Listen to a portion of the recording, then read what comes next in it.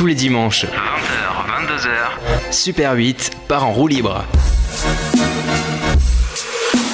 Antoine, tu voulais nous parler des geeks qui aujourd'hui menacent la population et qui vont prendre le pouvoir. Oui, alors je voulais commencer par une petite question à l'Assemblée. Est-ce que vous connaissez la différence entre un geek et un nerd ?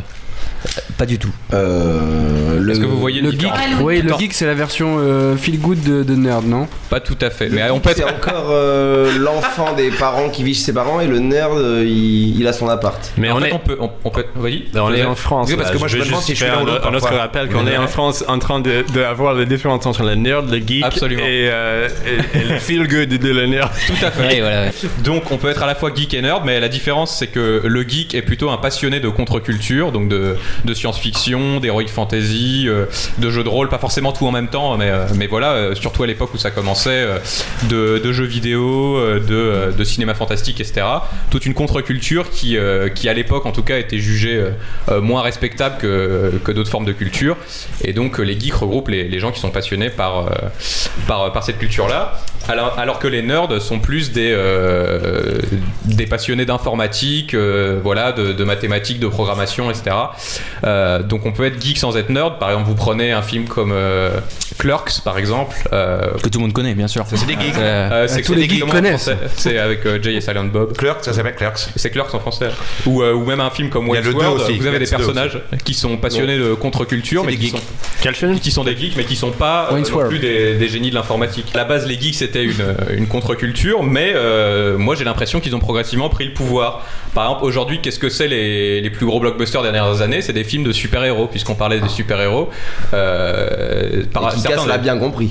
Ouais, ça, quelques-uns des plus gros leviers à pognon comme Avengers, c'était des films avec des super-héros.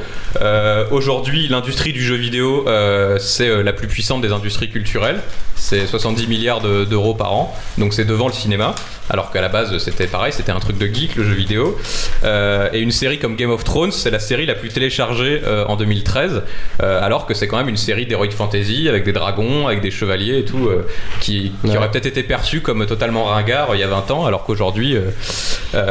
et si on repart sur les nerds, on voit que dans l'économie des nouvelles technologies, on a plein de milliardaires qui sont en fait des gros nerds. Donc on a Bill Gates, on a des gens comme Mark Zuckerberg qui était quand même un gros nerd à l'époque où il était à Harvard. Donc le nerd c'est un peu le premier de la classe à qui on a envie de jeter la craie, quoi. Ouais, le petit génie de l'informatique, mais qui peut être geek en même temps, hein, c'est tout le truc. Et un mec comme Steve Jobs au moins à ses débuts, après c'est devenu un génie du marketing, mais c'était aussi un mec qui bidouillait dans son garage. C'est la revanche du moche. Mais d'ailleurs c'est un peu une revanche. D'ailleurs, pour poursuivre dans ce que tu dis, c'est Apple, c'est tout le côté genre la contre-culture. Au départ, c'est ça leur message, c'est on est la contre-culture, etc. Alors qu'ils sont devenus ils sont hégémoniques aujourd'hui et que voilà. Ouais, aujourd'hui c'est devenu hype d'être geek, quoi, d'être différent. Absolument, ouais, bien sûr. Oui, enfin ça c'est pas vraiment le problème. Il faut même des films pornographiques avec des geeks maintenant. Oh la vache. Ouais, ils ont vraiment pris le pouvoir. Il faudrait un zoom x 1000. Et non, ils ont des petits faut le voir quand même. Il y a des doublures bits pour ça, enfin. Oh, doublure bits sur un boula. Le mec est acteur de porno, mais il a une doublure porno. En fait, il branle jamais rien, le gonze. Donc, et je voulais terminer cette chronique en parlant un peu de est-ce que finalement les geeks et les nerds font bon ménage avec la musique? C'est une vraie question. Est-ce qu'on peut faire de la bonne musique en s'inspirant un peu de cette contre-culture, de la science-fiction, etc. En fait, il y a plusieurs styles musicaux où on a une présence de cet élément-là. Par exemple, il y a beaucoup de groupes de heavy metal qui sont très branchés heroic fantasy. Et Iron Maiden. Mais Iron Maiden le fait avec une certaine subtilité, je trouve, un certain sens de l'écriture, alors qu'un groupe comme Manowar. Voilà, Manowar. Alors qu'un groupe comme Hammerfall est complètement dans le cliché assumé, avec des albums concept qui parlent que de dragons. World of Warcraft. Weezer. Sinon, dans un genre plus pop que heavy metal. C'est un peu des geeks. Voilà. Et puis il y a un deuxième élément que vous connaissez peut-être pas, c'est ce qu'on appelle au choix le nerdcore ou le geeksta rap. D'accord. Non. Geekstar Rap. Alors tu vas nous en faire écouter un exemple. En fait, je vous explique rapidement. Ce sont des, c'est des gens qui font du hip-hop en s'inspirant des thématiques qui sont chères aux nerds, donc Zelda, et aux geeks, qui parlent de jeux vidéo, qui parlent de science-fiction, de choses comme ça. Et il y a un mec que personnellement j'adore qui s'appelle MC Frontelot. On va vous faire écouter juste après. Frontelot, ça veut dire être beaucoup devant. C'est un jeu de mots sur front, parce qu'il a toujours une lampe frontale en fait pendant ses concerts. Ouais. Et donc MC Frontalotte, vous imaginez un mec presque quadragénaire avec un look d'informaticien, chauve, blanc.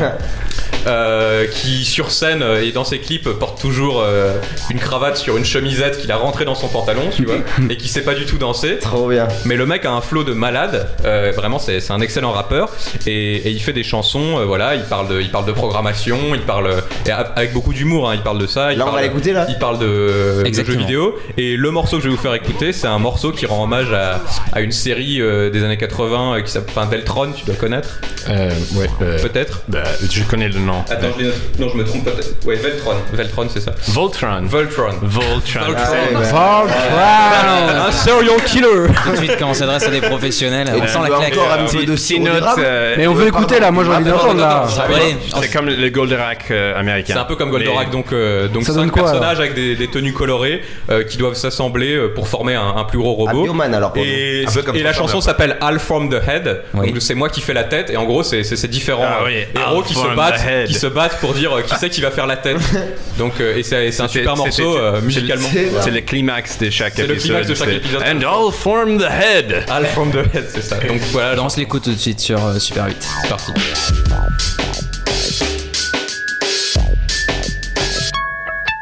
Bright-colored robotic space rhinoceri that we pilot. Why? 'Cause they're in survive.